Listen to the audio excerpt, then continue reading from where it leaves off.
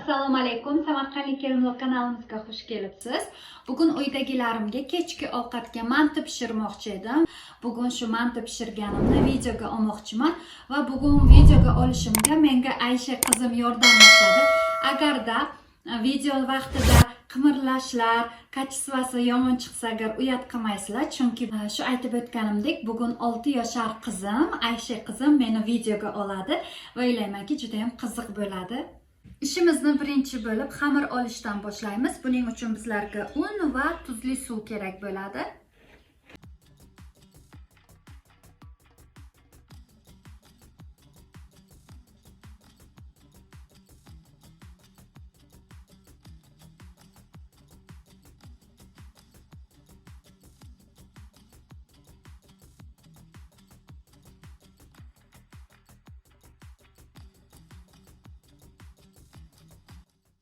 Bizning oilamiz juda ham katta emas, shuning uchun bizga bittagina zola yetadi.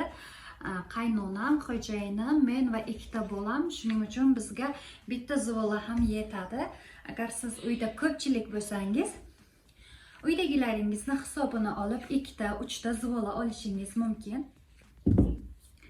Endi zo'lamizni olib ustini yog'lab, ustini yopib qo'yamiz, 10 minutlarcha tindirib qo'yamiz. 10 minutdan keyin yana olib bir mushlaymiz-da, yana ustini yopib tindirishga yarim soatga olib qo'yamiz. Shunda xamirimiz juda ham chiroyli, yumshoqgina, juda ham chiroyli bo'lib chiqadi.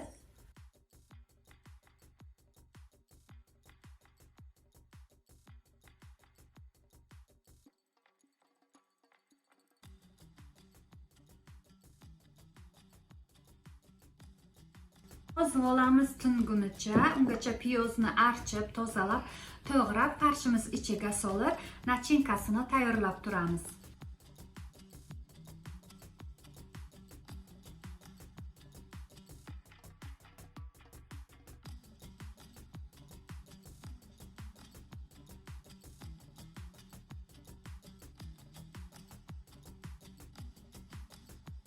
Qizlar, sizlar bilan ozroq gaplashib, so'zlashib, men shu ovqatni pishirsam, oldinlari men shu xamirlik ovqatni umuman qila olmasdim. Hali ham unchalik ko'p bo'lgani yo'q, o'rganganimga 1 yil, 2 yildan beri o'zim shu xamirlik ovqatlarni qilaman, lekin turmushga chiqqanimga 7 yil bo'lyapti. Mana shu 2 yildan beri endi ro'zg'or ishlarini o'rganyapman. Qaynonam juda ham tillo ayollar. Men shu haligacha mana shu xamirlik ovqatlarni qaynonam qiladilar, faqat men piyozni to'g'rashga, farsh olib kelib berishga uyda bo'ladi-yu, oyingiz ish buyuradi-ku, xuddi shunga o'xshab mayda-mayda ishlarni qilib kelaman. Xamirni esa qaynonamni o'zlari olib, qaynonamni o'zlari yoyib, tugishga yordam berib shunaqa qilib kelganman. Men shu yaqinda 1 yil, 2 yildan beri o'zim samostoятельно qilishni o'rganyapman, lekin juda ham kamchiliklari ko'p bilaman, lekin asosda o'rganyapman. Shu ba'zi bir kelinchaklarni eshitaman, qaynonasi shunday to'y bo'lib kelganidan qaynonasi ro'zg'orni berib qo'yadi. Qizlarimiz juda ham qiynalib qolishadi. Onasini uyida ish qilgani bor, ish qilmagani bor. Turmushga chiqqandan keyin shunaqa juda ham qiynalib qolishadi. Qaynonalar juda ham injiqlik qilishadi. Shunaqalarga ba'zida hayron qolaman. Bunaqa qilish kerak emas, chunki qizlar ham asosda o'rganadi. Mana o'zim ham 7 yil deganda endi o'rganyapman. Sabr toqat qilsa, qaynona ham, kelin ham hammasiga erishsa bo'ladi. Men o'zim oyimni uyida hech nima ish qilmaganman, erkatoy bo'lganman.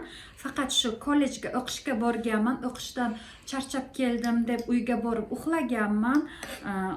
Uy ishlarini qilishga yordam berganman, lekin oshxonaga kirmaganman. Qaynonam ham mana Xudoga shukr meni unaqa qiynaganlari yo'q. Endi o'rganyapman, endi oshxonaga kirishni, endi pishirishlarni o'rganyapman. Xudoga shukr hammasi yaxshi. Shunaqa qizlarimizga ham shunaqa meni qaynonamdek qaynona tushishini xohlar edim. Juda ham qaynonam yaxshi ayol. Va bilasizmi, oldinlari faqat ovqat yeyishga qiziqardim-da. Endi esa faqat ovqat pishirishga hozir yeyishga emas, ovqat pishirishga qiziqib qolganman. Shuning uchun bir nimaga qiziqsam agar addushi ichiga kirib ketaman-da. Hozircha hammasini qilishga, hammasini uspet qilishga, hammasini ideal qilishga harakat qilyapman. Ana shunaqa qaynonam haqida ham mana sizlarga ozgina ma'lumot berib o'tdim.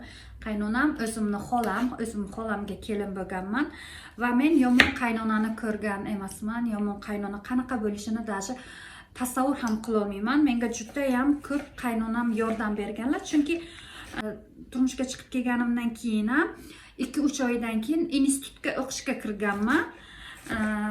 Va o'qishdan kelganimda ovsinim, qaynonam ishlarni qilib, biron marta menga manga sol, sanga sol bunaqa nima bo'lgani yo'q, bir-birimizga ish talashib, bunaqa yomon so'zlar bo'lmagan. Nabarot meni qo'llab-quvvatlab, siz o'qishdan kelyapsiz, charchab kelyapsiz deb meni mana shunday qilib qo'yishgan va homiladorlik vaqtimda 30 kilo ortiqcha vazn olganman. Hammasi erkalikdan deb o'ylaymanki, kelinlarim, qaynonalarim bir-birini tushunib yashasa agar hech qanday urush janjal bo'lmaydi va albatta qaynonalarim sabr qilish kerak, chunki qizlarga ham oson emas, hamma qizlarimiz ham pazanda emas.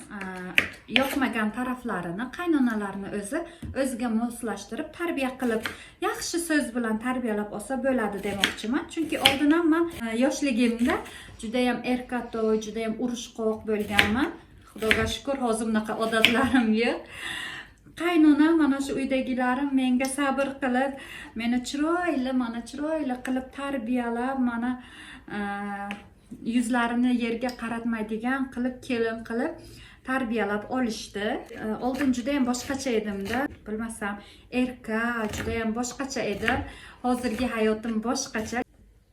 Agar Xudoni o'zi xohlasa, sizni chiroyli qilib tarbiyalab, Xudoni o'zi, hayotni o'zi sizni chiroyli qilib tarbiyalab qo'yar ekan. Va juda ham shu yaxshi tomonda tarbiyalanganimdan juda ham xursandman.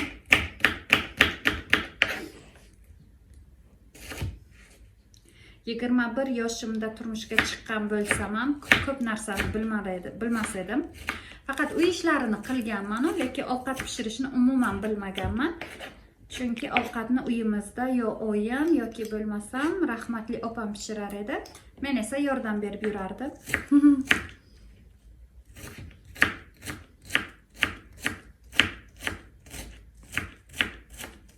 Shunaqa gaplar. Endi farshimizni solamiz, piyozimizni solamiz, tuz va ziravorlarni solib, nachinkamizni tayyorlab olamiz.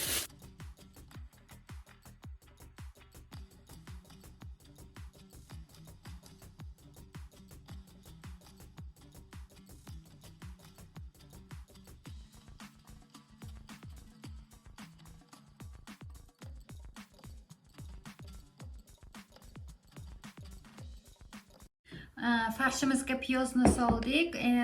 Qarasam agar chotda piyozni kamlik qildi. Shuning uchun yana 1-2 ta piyoz to'g'rab solaman. To buni piyozimni to'g'raguncha yana bir xamirimni mushlab olaman. Keyin yana tindirishga qo'yaman.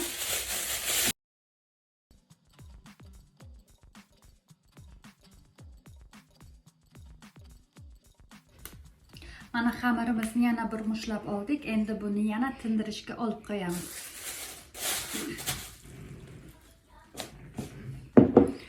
Ungacha aytganimdek piyozlarni yana to'g'rab olamiz.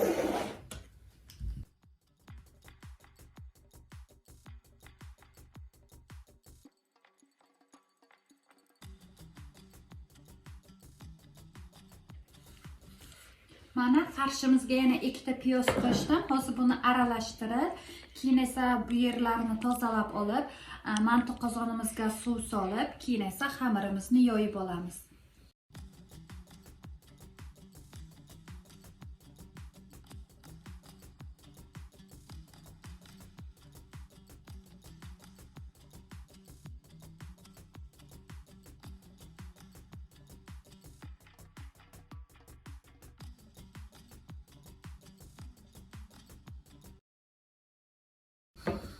Endi xamirimizni yoyib olamiz.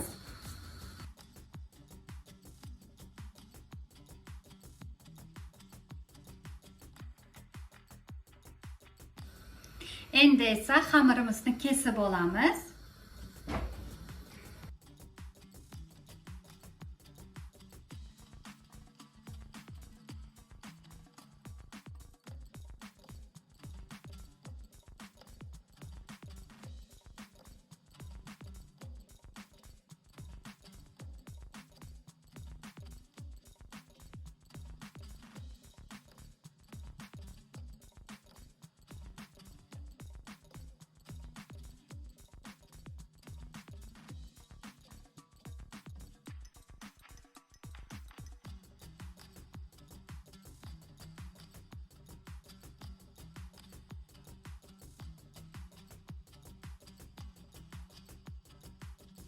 Endi farshlarimizni solib chiqamiz va mantimizni tugib chiqamiz.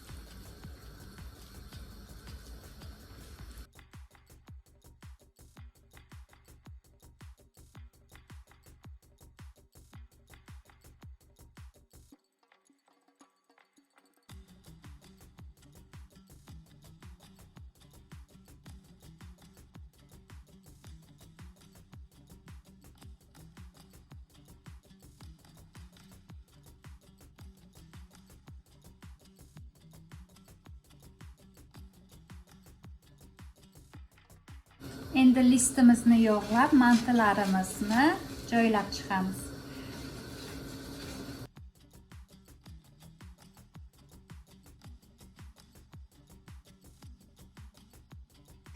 Mana buni Aysha qizim qildi. Qaranglar qanday chiroyli.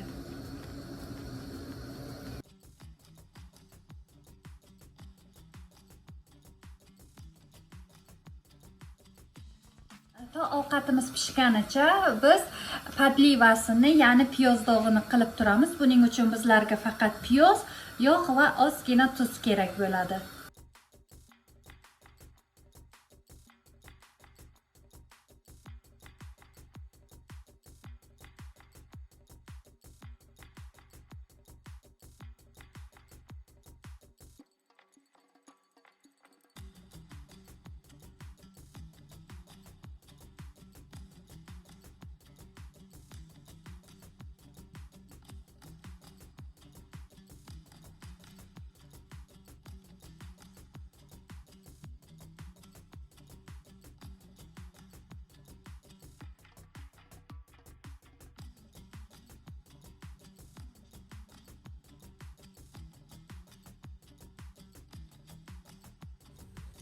Mana azizlar, bugungi kechki ovqatimiz ham tayyor bo'ldi.